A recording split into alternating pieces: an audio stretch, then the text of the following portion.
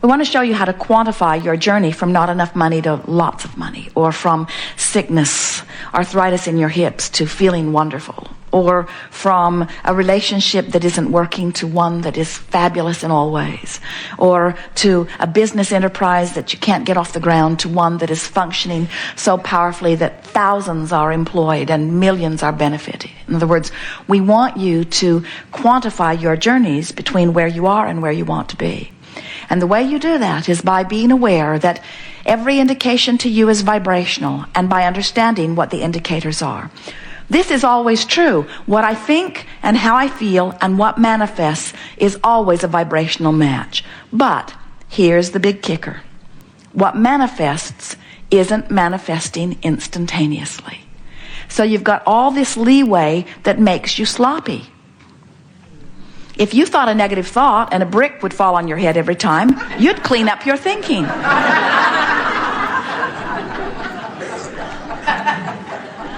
But you're not here to be punished about your thinking. You're here to understand your thinking. You're here to use your thinking, your focus, to create. And it is such a delicious experience to come into conscious awareness that what I'm thinking right now and what I'm feeling about it is setting into motion something in my vibrational future. And what I'm thinking right now, most important, what I'm thinking right now is bringing me close to many things that are already in my vibrational future. Can you see how someone could get their heart broken, and then they could get sick, and then they could lose all of their money, and then they could wreck their car all in the same week?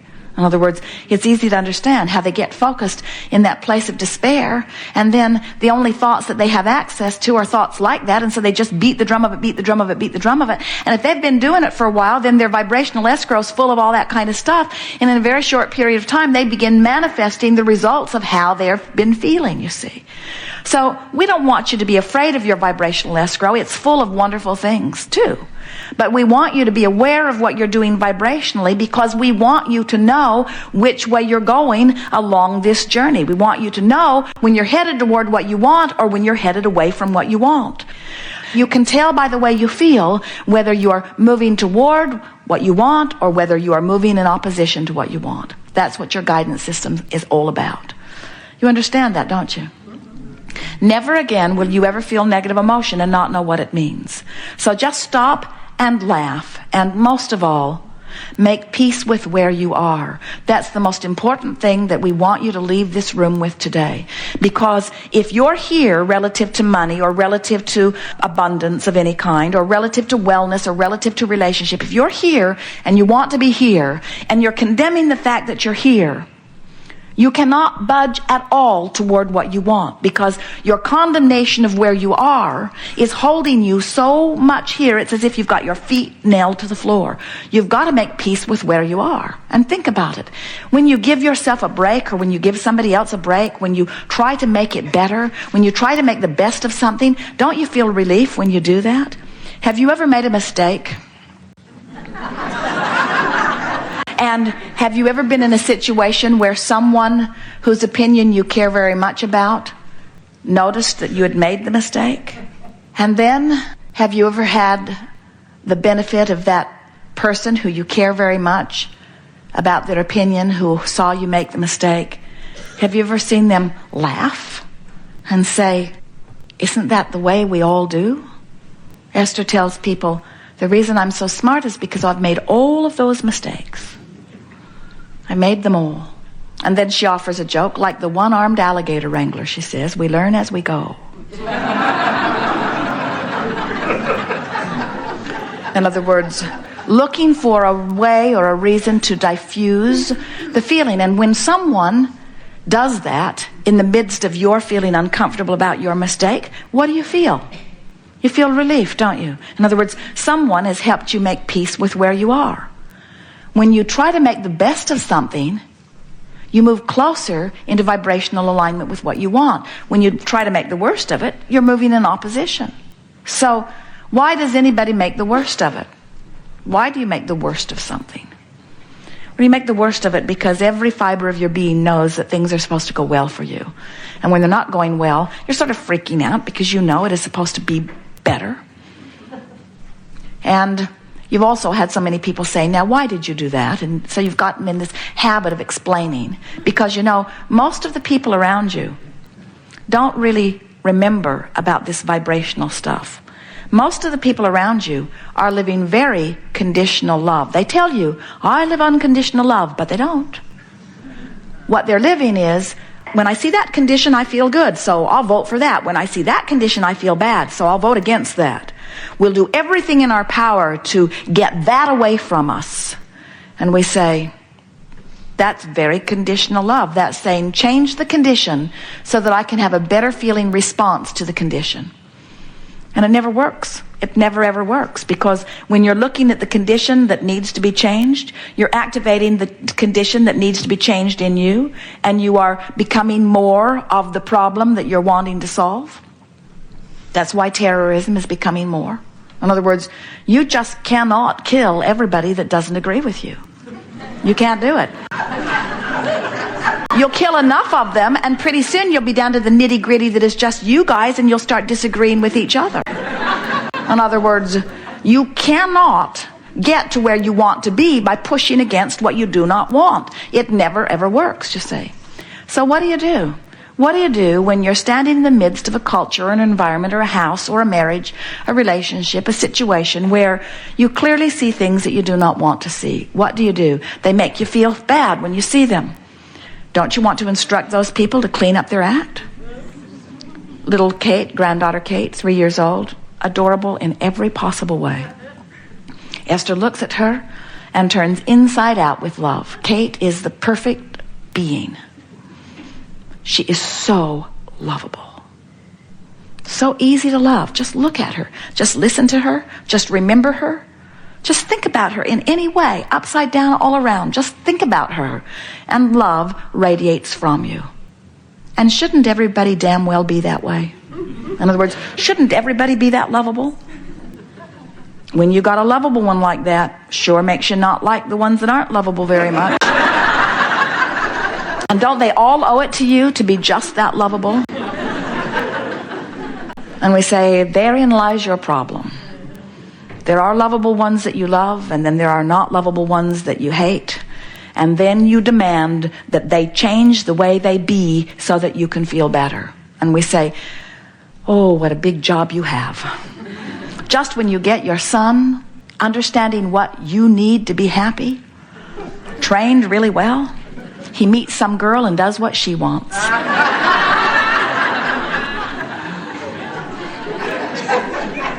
And if your happiness depends upon anybody else performing in any way to please you, it's no wonder you feel out of control, because they're all selfishly oriented too. One of the most humorous things we ever hear is when a very selfish one says to you, don't do that, you selfish one. And what they mean is, don't satisfy your selfishness, satisfy mine. And you just got to wonder who gets to decide whose selfishness gets to be satisfied. And we say Source has decided long ago. Everyone gets to have their selfishness satisfied. Every perspective of self is of paramount importance to Source. And when you are in alignment with your own desire, your world will be perfect. When you think about it, if every point of consciousness standing in every situation were preferring something and Source was answering every preference, then wouldn't the whole be better off? So how is it that you got in competition with one another? How is it that you came to believe that if he gets what he wants, somehow I'm deprived of what I want? Why do you put yourself in competition for the same prize when the resources are infinite? In fact, the resources expand exponentially to the percentage or the perfection of your desire. When you want it, if this time-space reality has given you the facility to desire it, to identify it, to want it, this time-space reality has the facilities to provide it for you in manifestation. You couldn't want it if it wasn't possible to get it, you see. So when you understand that you are not in competition for any resources at all, you never say, well, I have been well for the last 10 years, 20 years, 30 years. I've been well for as long as I can remember. So I'm going to be sick for the next 10 years and allow some poor sick person to have my share of wellness. You don't do that, do you? Why not?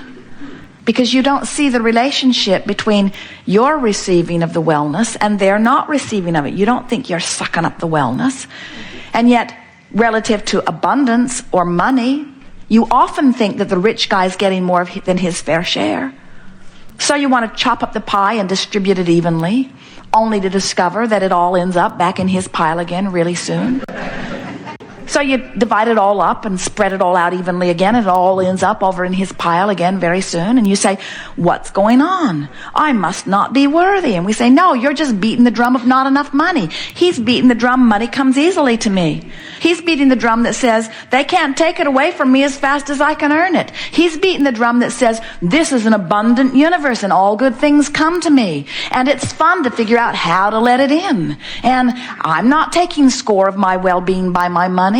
I'm taking score of my well-being by how good I feel, and this is really fun. I'm really enjoying the money flowing into my experience. It's a poor guy over here saying, you've got all the money, you've got all the money. How come you've got all the money? Why do you think he's got all the money? You get a few billion people complaining that he's got all the money. Sure, he's going to get all the money. In other words, the things you vote most against, you're really voting for the other side. When you vote against somebody, when you push really hard against something that you do not want, you're holding yourself in vibrational discord to something that you do want. In other words, you help the other guy win over and over and over and over in pushing against what you do not want. Well, this has been fun. We are eager to talk with you about anything that is important to you. We want to help you to realize that you are the creator, that you are the vibrational attractor, that you have guidance within you, and we will show you how to move up the emotional scale. Can you separate the pain that you're feeling in your body from the emotion that you're having about it? Is it possible to hurt in your body and feel hopeful? It is. And when you separate the emotion from the physical action state of being, is it possible to be bound in traffic that is not moving at all and be happy? Or when you're bound in traffic that is not moving at all, to just owe it to the world to be frustrated out of your mind? Frustrated out of your mind, practice it often enough, and you will be bound in traffic everywhere you go, even where there usually is not traffic that is binding. The universe will find a way of helping you to rendezvous. You'll brush your teeth just that much longer. You'll take that one more phone call, or you'll forget what you're doing and turn left instead of right, and you'll find yourself right in the middle of what you've been practicing vibrationally.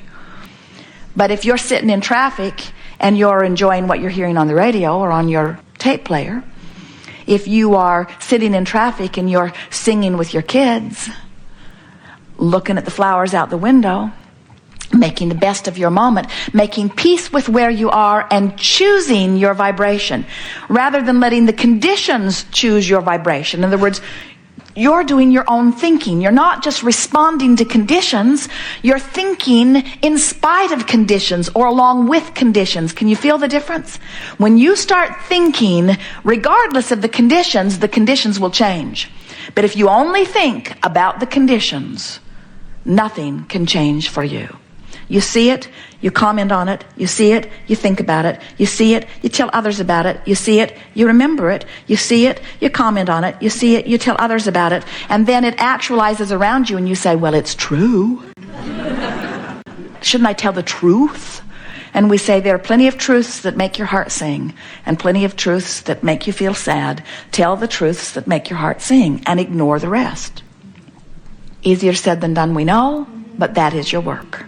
Your work is to care so much about the way you feel that you are not willing to put up with anything that doesn't feel good. Not anything. Not a squeal in your sound system. Not a nagging wife. Nothing. Don't put up with anything that doesn't feel good. Find a way around it. Find a way to make it feel better to you.